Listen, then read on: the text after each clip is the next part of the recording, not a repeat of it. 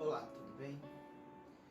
Nessa nova abordagem de hoje, vamos falar sobre a discriminação e a questão das minorias. Bom, para compreender melhor a questão das minorias sociais, é preciso observarmos alguns aspectos, entre eles o social, o cultural, o político. Todos esses aspectos, eles coexistem simultaneamente. Embora eles sejam separados teoricamente, eles estão dentro das relações dos indivíduos, no mundo a qual eles vivem, ou na sociedade a qual eles vivem, fazendo parte do dia a dia e da sua própria realidade. Do ponto de vista cultural, dizem respeito a um processo histórico em que determinados grupos estão ou são historicamente discriminados por outros grupos ou pela grande maioria. Do ponto de vista econômico, do aspecto econômico, podemos dizer que está relacionado à acumulação de bens materiais que determinados indivíduos ou grupo acumulam ao longo de um determinado tempo, o que vai condicioná-los a possuir um determinado prestígio, e vantagens dentro desta sociedade. Do ponto de vista político, ele se encaixa dentro num plano de poder, no qual essas forças elas estão representadas ou elas mesmas se representam. Sobre o aspecto social, essas conectividades tornam as relações preconceituosas, racistas, misóginas, xenófobas. Todas essas questões, elas estão dentro desse contexto, assim como a questão do gênero, que também faz parte do processo da discriminação e da exclusão de vários grupos sociais atualmente. A construção desse processo, ele acontece em diversas fases. Na Idade Medieval, por exemplo, quando a Igreja controlava a sociedade sob a égide teocrática, entendia-se igualdade sobre a relação do todo sobre o indivíduo, onde os indivíduos deveriam se submeter à ordem da maioria da sociedade, e que, portanto, essas relações elas estavam baseadas na sincronicidade da concepção daquilo que era pregado pela Igreja naquele tempo. Para Durkheim, a compreensão da sociedade medieval ela é chamada de mecânica, devido à simplicidade das relações que eram baseadas nos costumes e nas tradições, sendo assim muito mais fácil de ser controlado. Com o advento da Idade Moderna e do capitalismo, há uma mudança na concepção da sociedade, do indivíduo para o todo, no qual aquele entendimento passa a ser invertido. Agora, as partes complementam o todo. O que acontece de fato é um processo de valorização do indivíduo, onde cada indivíduo, imbuído de novos valores, sentidos e sentimentos, leia-se vontade, justiça, liberdade e civilidade, utilizarão desses parâmetros como fundamentos desse novo sistema, desse novo jeito de ser. Na passagem da Idade Moderna para a Idade Contemporânea, esse pensamento ele entra em ebulição, pois surgirão uma diversidade de interesses que aumentarão os conflitos, até porque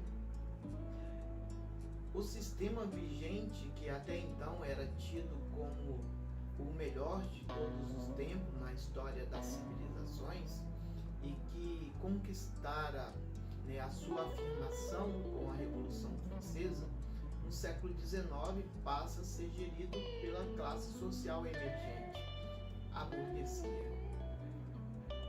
No entanto, essa classe que tornou-se dominante, ela aumentava a desigualdade no mundo. Esta evidência, ela vai gerar uma série de críticas por parte de intelectuais, entre eles Karl Marx e Friedrich Engels, que irão propor um sistema político e econômico alternativo com a principal finalidade da diminuição da desigualdade no mundo, através da distribuição de bens de acordo com a necessidade de cada um ou de cada grupo. Essas ideias, elas agradaram muitas pessoas. No entanto, não faltaram críticas, principalmente daqueles que defendiam o seu status quo. Contudo, a ideia que acabou prevalecendo foi a ideia do positivismo de Augusto Comte, na qual ele irá propor uma nova forma de controle social a fim de atenuar ou diminuir os conflitos existentes. Nesse sentido, o positivismo é uma ideia muito conveniente para o sistema e para as pessoas que usufruíam de privilégios e vantagens em suas posições sociais. As minorias sociais passam a ganhar mais evidência na medida que se empoderam de seus valores e princípios, considerando-os inalienáveis. Ou seja, elas não abrem mão, né, e passam a lutar por esses direitos com todas as suas forças, a fim de terem os seus direitos reconhecidos. Atualmente, embora haja vários agentes políticos com orientações conservadoras chegando ao poder ou com traços autoritários, né, apoiados por elites religiosas ou outros segmentos dominantes, a visão que eu tenho é de uma camisa de força que não possui o suporte necessário para suportar a pressão que as minorias vêm exercendo neste embate, visto que a cada dia elas estão cada vez mais organizadas, participam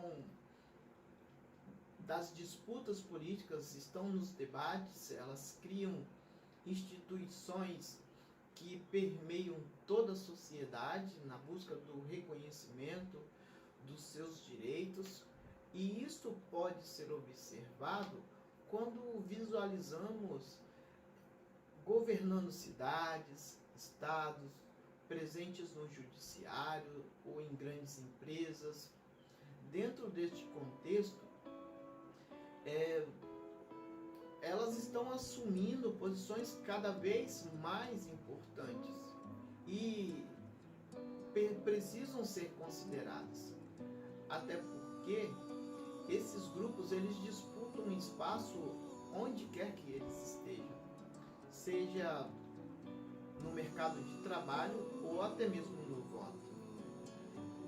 Embora sejam minorias, na maioria dos casos, como muitas eleições são apertadas, os candidatos que se propõem a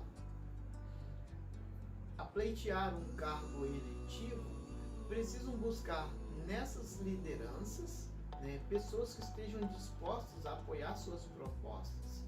Em contrapartida, desde que sejam feitas políticas voltadas para seus grupos.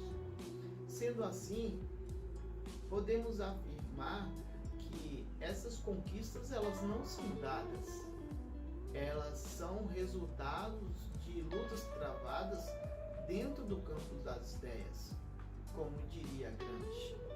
Se o indivíduo ou grupo quiser tornar-se hegemônico, tem que fazer esse embate, tem que ir para essa luta no campo cultural e no campo das ideias.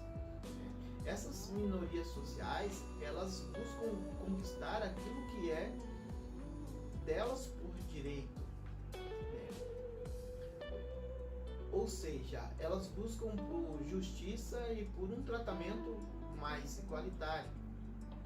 A razão pela qual elas lutam não é a luta pela luta, mas elas buscam condições, mudar suas condições, que são muitas vezes extremamente excludentes, e do ponto de vista de quem vive essa realidade, em muitos casos o indivíduo sequer tem o direito de ir a um shopping, por exemplo, sem passar o constrangimento de uma brincadeira desagradável, desconfortante. Em outros casos, o indivíduo não consegue sequer obter aquilo que é básico e digno para a sua família, como uma educação decente, transporte, alimentação, moradia, poder ir à rua e sentir a sensação de segurança. Essas são algumas das condições, das reivindicações em que estes grupos, eles entram nesse embate a fim de conquistar. Se para a maioria esses direitos já não são de todo concedidos, imagine para as minorias sociais, é muito pior. No entanto, vale ressaltar que as leis que são aprovadas de forma geral, elas são aprovadas por maioria parlamentar, mas não atendem ao interesse das maiorias, que foi quem os elegeram. Ou seja, há uma maioria social que participa do processo político, porém que não é representada. Mas há também dentro desta maioria uma grande maioria que é despolitizada. Há uma charge inglesa do século XIX que representa muito bem este fato, que ainda é muito comum nos dias de hoje. Ela retrata um aglomerado de animais em volta de um palanque, liderados por um burro.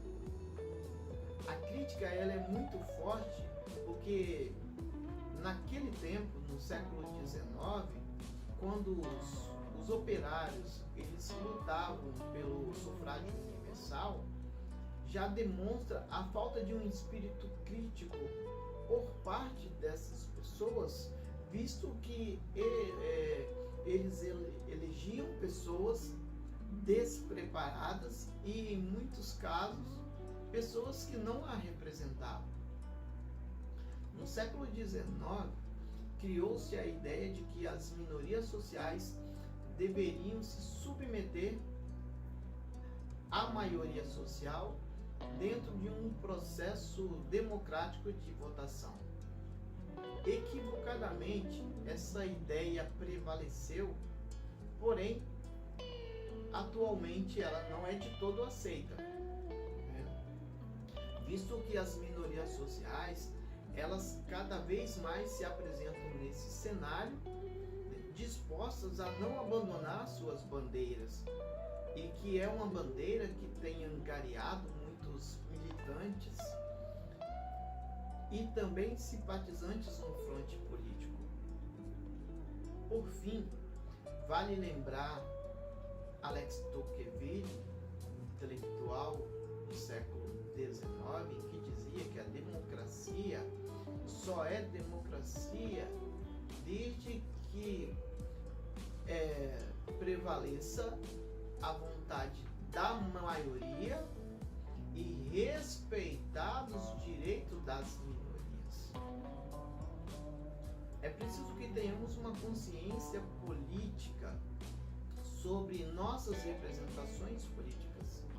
Precisamos aumentar o engajamento político e aprender a defender ideias e não pessoas, pois as pessoas, elas devem responder e pagar pelos seus erros quando forem pegas em ilicitudes, dentro de um processo legal e justo. Precisamos de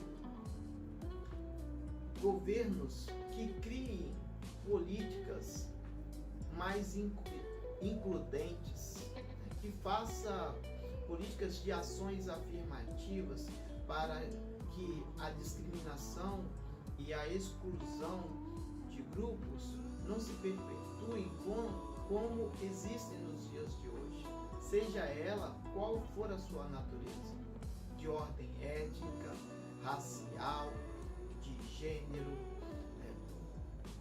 cultural, religiosa, porque temos retrocedido muito nesse sentido e precisamos retomar este caminho a fim de que todos possamos caminhar juntos.